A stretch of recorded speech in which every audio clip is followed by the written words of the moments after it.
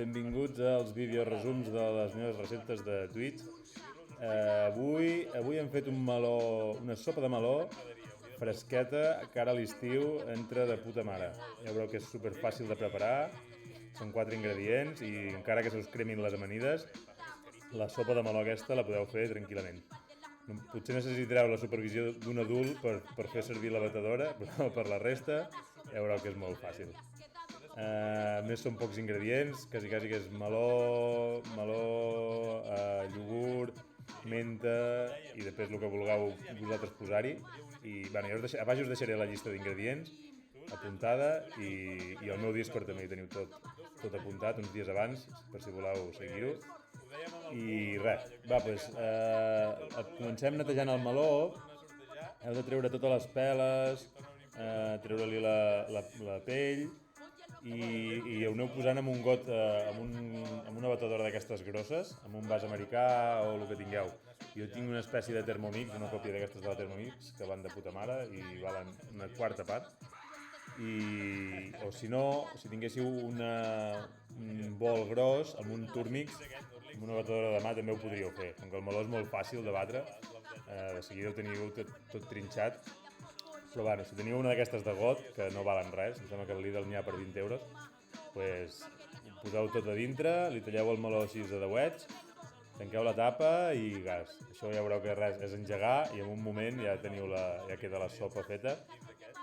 I res, i ara anirem posant una mica més ho posarem algun condiment més perquè no sigui només la sopa de meló, per donar-li més melositat, una mica més cremosa. També hi posaré un cogombre, que de fet, els cogombres, com que són de la família dels melons, més o menys és com si poséssim un altre tipus de meló. Però res, el cogombre igual, pelat i amb les llavors i tot, tot sencer, tallat a petitó i cap a dintre. Després hi poso 2 iogurts grecs, aquesta marca, bueno, no sé ni quina marca és, però aquests que hi poso són super cremosos, és a dir, com més cremosos els trobeu, millor, que siguin naturals, sense sucre. Inclús si la volguéssiu fer vegana, si voleu fer la sopa de meló així cremosa i vegana, podeu comprar les llaunes aquelles de llet de coco i obrir-la i sense barrejar-la agafar tota la part que queda dalt, normalment queda la part de dalt la nata i a baix queda el suc. Doncs agafeu la part de dalt i podeu fer-la vegana o vegetariana. Bueno, vegetariana ho seria, si mengen llet, si aquells que són ovolàctios podrien menjar-ne, sense el pernil del final, està clar. Després hi posaré una mica de menta també.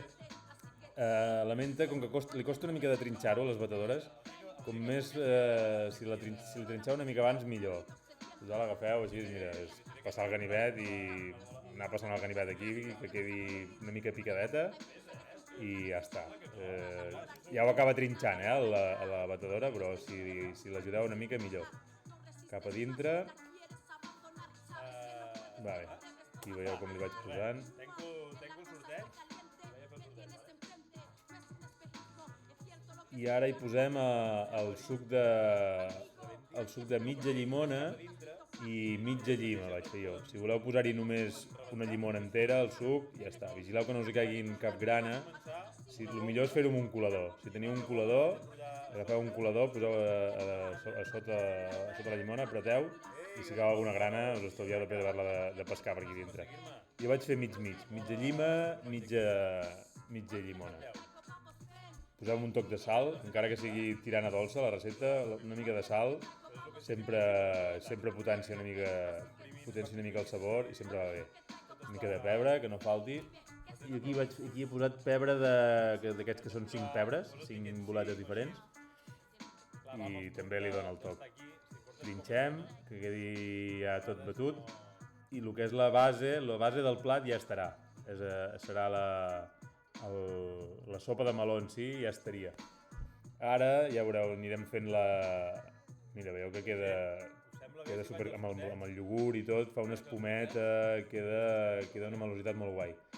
Ara això ho agafeu, mira, veieu que es veu la menta, No cal que posis... queda una mica més dens, no queda líquid com una sopa, no és tant com una crema, però ni com una sopa. i ho poseu a la nevera. Això, jo us recomano unes 3-4 horetes de nevera per anar bé. Vale. Ara agafem el pernil. Va, gent. Aquí ha sigut un moment raid d'en Jaume Piqué, que ens han arribat 40 persones. Ja us ho dic, si podeu veure els tuits és molt més divertit que no pas els vídeos. Però bueno, sé que els vídeos aquests, per si voleu repetir la recepta, va guai. Vale, doncs agafem el pernil. Com més bo sigui el pernil, més bo queda el plat.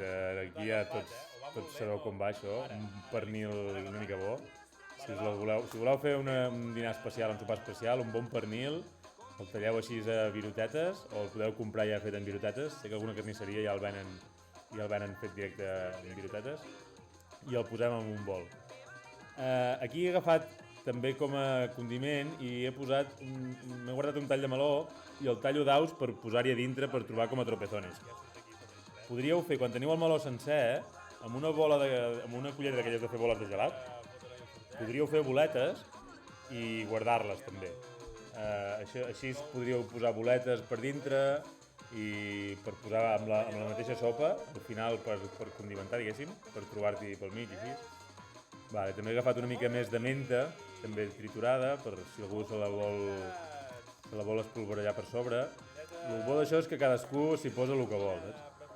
I ara, amb la paella ben calenta, paella sense oli ni res, només la paella, i poso els pinyons que facin tot un llit i que només queda un llit de pinyons i amb la paella ben calenta i anar remenant tot el rato que es quedin torrats. Heu de vigilar que arriba un moment que es comencen a torrar i si et passes es cremen, Però veieu, ha d'agafar aquest to marronós, shout-out del senyor Jaume Piqué, ha d'agafar aquest to marronós i a més deixen anar un oli, i aquí veieu tot el que hi vaig posant, els pinyons, el pernil, la menta i el meló. Doncs els pinyons així torrats queden boníssims. També he ratllat una mica de la pela de la llima, ratlladeta, per si algú s'hi vol posar una mica per sobre també.